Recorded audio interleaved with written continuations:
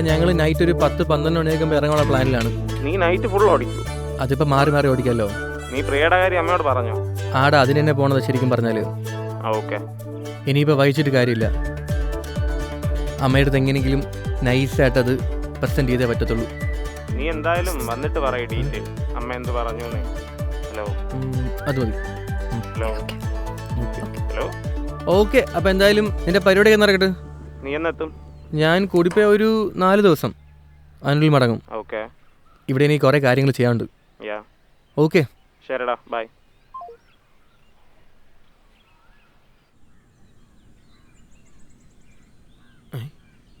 എന്താ ഇത്? എന്താ മോളെ, ഇതൊന്നും ഇട്ട് നീ അവിടെ പോയി നിൽക്കരുത്. ഇപ്പോഴും നേരം വെളുക്കാത്ത ആൾക്കാരുള്ള നാട്ടിലേക്കാണ് നിന്നെ കൊണ്ടുപോകാൻ പോണത്. അതും പോരാത്തതിന് എൻ്റെ അമ്മ എന്നെ കൊണ്ടൊരു നാട്ടുമ്പുറത്തുകാരെ കൊണ്ട് കെട്ടിക്കോളൂ എന്ന് പറഞ്ഞ് നിൽക്കുകയാണ്. അവിടേക്ക് ഈ വേഷത്തിൽ നിന്നെ കണ്ടു കഴിഞ്ഞാൽ വിളക്കല്ല, എൻ്റെ അമ്മ ചൂലെടുക്കും. അത്രയ്ക്ക് പഴഞ്ചനാണോ ഹരിയടമ്മ? കുറച്ച്. Okay, set.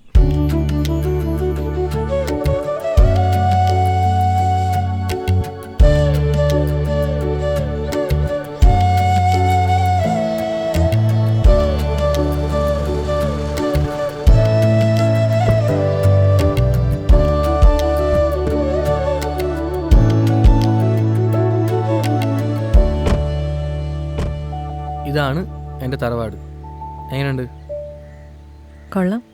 ബാ, അമ്മേനെ കാണാം.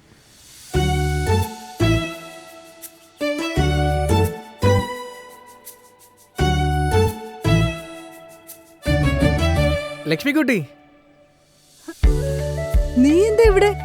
ഞാനെന്താ ഇവിടെ എന്നാ? എന്ത് ചോദ്യം എൻ്റെ ലക്ഷ്മിക്കുട്ടി ചോദിക്കുന്നേ? നിനക്കൊന്ന് പറയായിരുന്നില്ലേ വരുന്ന കാര്യം? ഞാൻ പറഞ്ഞിട്ട് വന്നിരുന്നെങ്കിൽ ഞെട്ടി നിൽക്കുന്ന ലക്ഷ്മിക്കുട്ടി അമ്മേനെ കാണാൻ പറ്റുമായിരുന്നോ? ഞാൻ പുറത്തെത്തിയപ്പോൾ തന്നെ നല്ല മാമ്പഴ പുളിശ്ശേരി മണം കിട്ടി. എന്തായാലും ഞാൻ വന്ന സമയം കൊള്ളാം. ഇതുപോലൊരു മാമ്പഴ പുളിശ്ശേരി നീ നിന്റെ ജീവിതത്തിൽ കഴിച്ചിട്ടുണ്ടാവത്തില്ല. വേറെ ലെവൽ ടേസ്റ്റാണ്. അമ്മ, ഇത് പ്രിയ, എൻ്റെ കൂടെ വർക്ക് ചെയ്യുന്ന ആളാണ്. ഇവള് പഠിച്ചൊക്കെ ദുബായിലാണ്. അപ്പോൾ ഞാൻ നാട്ടിൽ വരെന്ന് പറഞ്ഞപ്പോഴേക്കും എൻ്റെ കൂടെ ഇങ്ങനെ വരാമെന്ന് പറഞ്ഞു.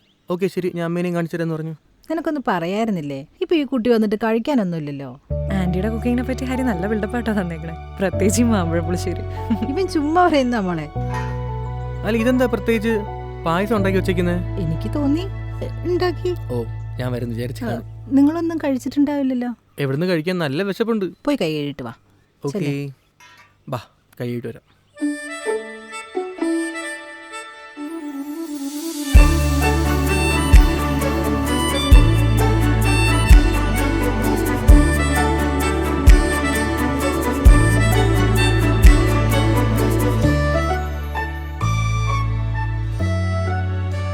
എങ്ങനെയുണ്ട്?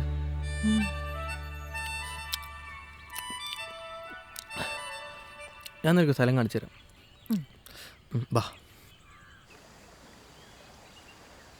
പണ്ട് ഞാൻ ആരും കാണാതെ സിഗരറ്റ് വലിക്കുന്ന സ്ഥലമാണ് ഇവിടെ. പിന്നെ ഇടയ്ക്ക് ഒരു ബിയർ കൊണ്ടുവരും, എന്നിട്ട് ആരും കാണാതെ രാത്രി എന്നടിക്കും. എങ്ങനെയാ ഹരി ഇതുപോലൊരു സ്ഥലം മിസ് ചെയ്ത് ബാംഗ്ലൂർ വന്ന് നിൽക്കാൻ പറ്റണേ? എടാ, എൻ്റെ 20 വയസ്സ് വരെ ഞാൻ ജനിച്ചതും വളർന്നൊക്കെ ഇവിടെയാണ്. അപ്പോൾ എനിക്കിതൊരു ഭയങ്കര നോർമൽ ഫീലാണ്. നിനക്ക് തോന്നിയ ഒരു എക്സൈറ്റ്മെൻറ്റ് എനിക്ക് കിട്ടത്തില്ല. അപ്പം അമ്മയെ മിസ് ചെയ്യാറില്ലേ? ഞാൻ അമ്മേനെ പണ്ട് മുതലേ വിളിക്കുന്നതാണ് ബാംഗ്ലൂരിലേക്ക് താമസം മാറാനായിട്ട്. പക്ഷെ അമ്മ പറയും അച്ഛൻ മരിച്ച് ഇവിടെ ആയതുകൊണ്ട് ഞാൻ വരത്തില്ലെന്നൊക്കെ. ഹരിയുടെ എത്രാമത്തെ വയസ്സിൽ അച്ഛൻ മരിക്കുന്നത്? എനിക്കിന്ന് 5 വയസ്സെന്തോ ആണ്. അച്ഛനുമായിട്ട് അങ്ങനെ ഓർക്കാൻ പാകത്തിലുള്ള മെമ്മറീസ് ഒന്നും എനിക്കില്ല. എനിക്കും അമ്മയ്ക്കും അച്ഛനങ്ങനെ കിട്ടിയിട്ടില്ല എന്ന് പറയുന്നതായിരിക്കും കുറച്ചുകൂടെ നല്ലത്. ഫുൾ ടൈം ഓരോ രാഷ്ട്രീയമായിരുന്നു. ഒരുപക്ഷെ ആ പ്രസ്ഥാനം തന്നെ ആയിരിക്കാം അച്ഛനെ കൊലക്കി കൊടുത്തതും. അച്ഛൻ മരിക്കുമ്പോൾ അമ്മയ്ക്ക് 26 വയസ്സെന്തോ ആണ്. 26 വയസ്സോ? ലൈഫ് തുടങ്ങുന്ന പ്രായം. അമ്മ പിന്നെ വേറെ കല്യാണം നോക്കാത്ത എന്താ? ആൻറ്റീനെ സമ്മതിക്കണമല്ലേ? സ്ട്രോങ് ആയി നിന്നെ വളർത്തിയെടുത്തില്ലേ? അമ്മേനൊരു സെക്കൻഡ് മാരേജ് കഴിപ്പിക്കുന്നതിനെ പറ്റി നീ ഒരിക്കലും ചിന്തിച്ചിട്ടില്ലേ? എന്തോന്ന് നീ എന്തൊക്കെയാ പറയുന്നത്? ആരോ വന്നു തോന്നുന്നു. വാ.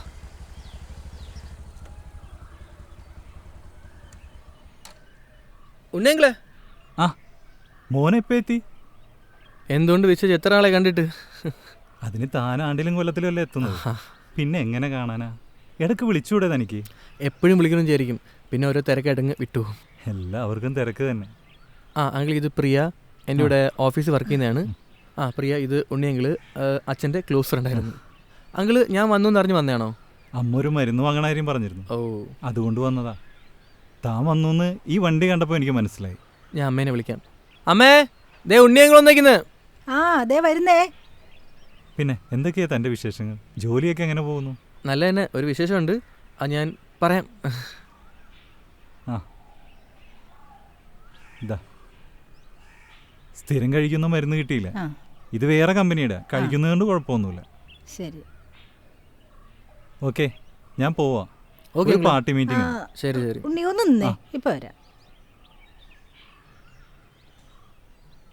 കുറച്ച് മാമ്പഴ പുളിശ്ശേരിയും പായസാണേ. എന്നാ ശരി. അങ്കിളെ ഒരു minute. Happy birthday. Thank you. രതീഷിൻ്റെ വാട്സാപ്പ് സ്റ്റാറ്റസ് കണ്ടായിരുന്നു. ശരി.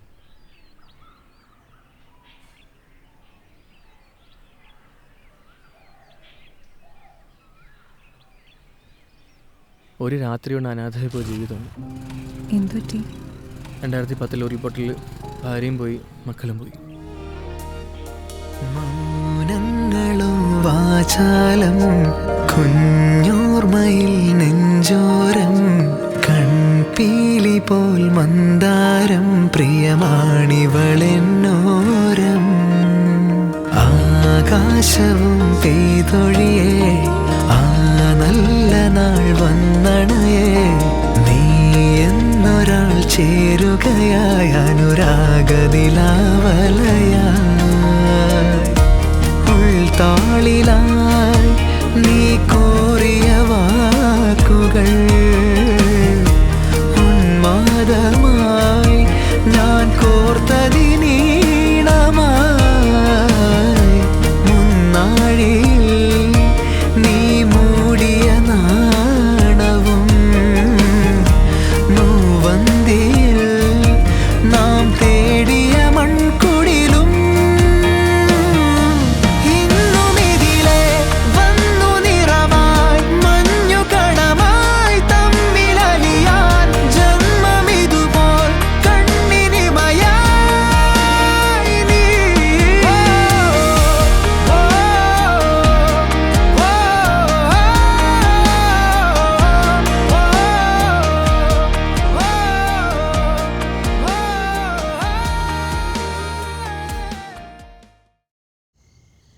ദേ ഒരു വയസ്സുള്ളപ്പോൾ ഫോട്ടോ ആയത്.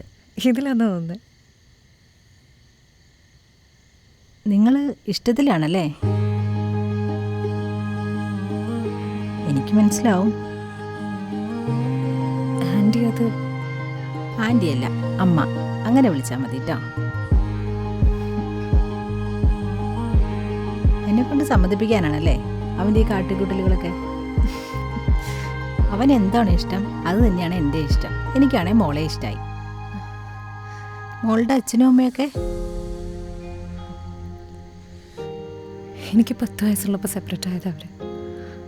ഇപ്പം രണ്ടുപേരും അവരവരുടെ ഫാമിലിയൊക്കെ ആയിട്ട് ദുബായിലുണ്ട്.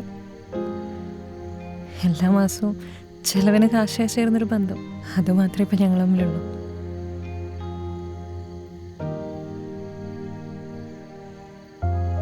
എനിക്കിവിടെ വന്നപ്പോൾ നഷ്ടപ്പെട്ട എന്തൊക്കെയോ തിരിച്ചിട്ടൊരു ഫീലായിരുന്നു. ആരുമില്ല എന്ന് വിചാരിക്കണ്ട കേട്ടോ, മോൾക്ക് ഇനി അമ്മയുണ്ട്.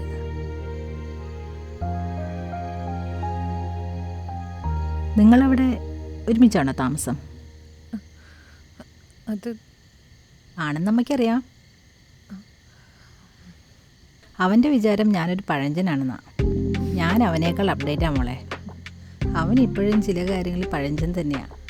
ഒരു കണക്കിന് നന്നായി, തമ്മിൽ മനസ്സിലാക്കാമല്ലോ. അവന് ചില കാര്യങ്ങളിൽ ഇച്ചിരി പിടിവാശി ഉണ്ടെന്നേ ഉള്ളൂ. ആളൊരു പൊട്ടനാ. എന്താ രണ്ടുപേരും കൂടെ പരിപാടി? മോൾക്ക് ഞാൻ നിന്റെ പഴയ ആൽബമൊക്കെ ഒന്ന് കാണിച്ചു കൊടുക്കുമായിരുന്നു. നാട്ടിച്ചല്ലേ? എന്നാൽ നിങ്ങൾ സംസാരിക്കേ.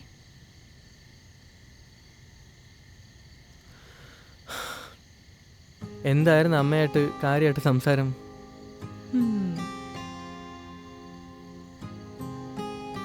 എന്നോട് അസൂയ തോന്നുന്നു ഹരി, ഇതുപോലൊരു അമ്മയെ കിട്ടിയതിൽ.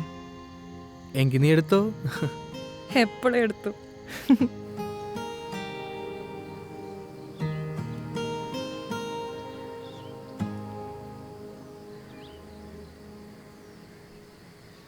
അമ്മേ, എന്താടാ? അമ്മ, ആ, എനിക്ക് അമ്മയുടെ അടുത്തത് എങ്ങനെ പറയണമെന്നൊരു നീ പിടിയില്ലായിരുന്നു. പറഞ്ഞോ. അമ്മ ഓക്കെ അല്ലേ? അവളെ ഇഷ്ടപ്പെട്ടല്ലോ അല്ലേ? എനിക്കിഷ്ടേടാ, നല്ല വെച്ചല്ലേ അത്. ആ, എനിക്ക് വേറൊരു കാര്യം കൂടെ പറയാനുണ്ടായിരുന്നു. എന്താടാ, പറഞ്ഞോ. നമുക്ക് കല്യാണം ഉടനെയാണ് നടത്തണം. ആ, കാരണം എനിക്ക് US നിന്ന് ഒരു ഓഫർ വന്നിട്ടുണ്ട്. 6 മാസത്തിനകം എനിക്ക് അവിടെ ജോയിൻ ചെയ്യണം. അമേരിക്കയ്ക്കോ? ആ അതെ, നല്ല ഓഫറാണ്, കുറച്ച് പേർക്ക് കിട്ടുന്ന ഓഫറാണ്. പക്ഷേ എനിക്ക് അമ്മയുടെ കാര്യം ആലോചിച്ചപ്പോഴാണ് ഒരു വിഷമം. ഞാൻ പോയി കഴിഞ്ഞാൽ പിന്നെ അമ്മ ഒറ്റയ്ക്കാവത്തില്ലെന്നാണ് ഞാൻ ആലോചിക്കുന്നത്. അതൊന്നും കുഴപ്പമില്ലടാ, നീ പോയിക്കോ. ഞാനല്ലെങ്കിൽ ഇവിടെ തനിയല്ലേ, നീ ധൈര്യമായിട്ട് പോകാനുള്ള കാര്യങ്ങളൊക്കെ നോക്കിയോ. അമ്മ 1 വർഷത്തെ കാര്യമുള്ളൂ, അത് കഴിഞ്ഞ് ഞാൻ അമ്മേനെ തിരിച്ചങ്ങ് കൊണ്ടുപോകാം. ഞാൻ അമേരിക്കയ്ക്കോ? ഒന്ന് പൊയ്ക്കേടാ അവിടുന്ന്. അമ്മേ, ഞാൻ കാര്യമായിട്ടാണ് പറഞ്ഞത്. ഞാനൊന്നുമില്ല, എനിക്ക് വിമാനത്തിൽ കയറാൻ പേടിയാ. നീ പോകാനുള്ള കാര്യങ്ങളൊക്കെ നോക്കിയോ.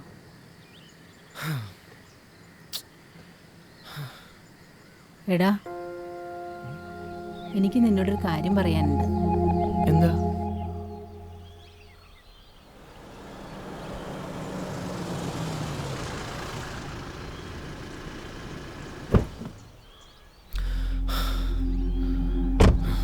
ആ ധാര ഇത്. വാ വാ. എന്താ മോനെ ഇങ്ങോട്ടേക്കൊക്കെ വരാൻ തോന്നിയത്? അങ്കിളെ, അമ്മ എല്ലാം പറഞ്ഞു. വളരെ മോശമായിപ്പോയി. നിങ്ങൾ ഇങ്ങനെയല്ല ഞാൻ കണ്ടത്. ഒന്നിലും അച്ഛൻ്റെ ബെസ്റ്റ് ഫ്രണ്ട് ആയിരുന്നല്ലോ നിങ്ങൾ. മോനെ ഞാൻ പോകുമ്പോൾ അമ്മേനെയും കൊണ്ടുപോകും. ഇനി അമ്മേനെ കാണരുത്, എനിക്കിത് ഇഷ്ടമല്ല. ഞാൻ എന്തെങ്കിലും പറഞ്ഞാൽ കൂടിപ്പോവും. ആ നിങ്ങൾ താങ്ങത്തില്ല.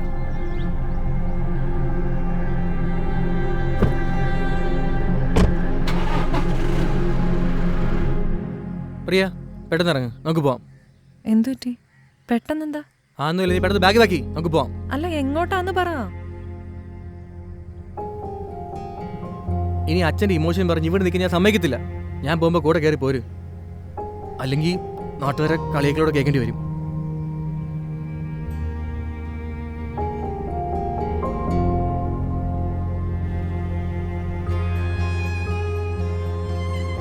ഹരി, എന്താണ്ടായേ? നീ എന്തിനാ അമ്മയോട് ദേഷ്യപ്പെട്ടിറങ്ങിയെന്ന്? എടാ, കാര്യം എന്താന്ന് പറയാൻ. എനിക്കത് പറയാൻ നേരം നാണക്കേട് തോന്നുന്നു. നിനക്ക് എന്നോട് പറഞ്ഞൂടെ? ഹരി, കാര്യം എന്താന്ന് പറയടാ. നീ എങ്ങനെ എടുക്കുമെന്ന് എനിക്കറിയില്ല. അമ്മ പറഞ്ഞു, അമ്മയ്ക്ക് എൻ്റെ അടുത്ത് എന്തുകൊണ്ട് പറയാലോ. എടാ, ഞാനും ഉണ്ണിയെങ്കിലും തമ്മിൽ സ്നേഹത്തിലാ. എന്ത്? എടാ, നിനക്കിതെങ്ങനെ മനസ്സിലാവുമെന്ന് എനിക്കറിയില്ല. ഒരിക്കൽ പോലും ഇനിയൊരു ജീവിതത്തെക്കുറിച്ച് ഞാൻ ചിന്തിച്ചിട്ടില്ല. പിന്നെ നമ്മൾ പോലും അറിയാതെ ഒറ്റയ്ക്കായി പോണ ചില സമയത്ത് ചിലർ നമ്മുടെ ജീവിതത്തിലേക്ക് കടന്നു വരും. എനിക്ക് ഉണ്ണിക്ക് ഞാനുമായിരുന്നു അത്. നിനക്കിത് എത്രത്തോളം മനസ്സിലാവുമെന്ന് എനിക്കറിയില്ല. എടാ, നിനക്ക് സമ്മതമാണെങ്കിൽ ഞങ്ങൾക്ക് ഒരുമിച്ച് ജീവിച്ചാൽ കൊള്ളാം.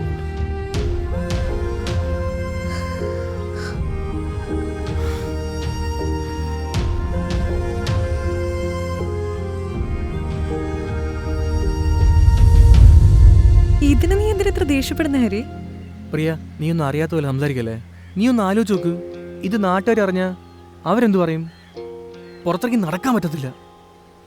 നാട്ടുകാരെന്ത് പറയുന്നല്ലാണ് നിന്റെ പ്രശ്നം. എടാ, സത്യം പറഞ്ഞ ഇതറിഞ്ഞപ്പോൾ എനിക്കെന്ത് സന്തോഷമായി എന്നറിയോ? ആരുടെ അമ്മയ്ക്ക് പ്രാന്ത് പിടിച്ചാൽ കാണാൻ നല്ല ചൈലായിരിക്കും.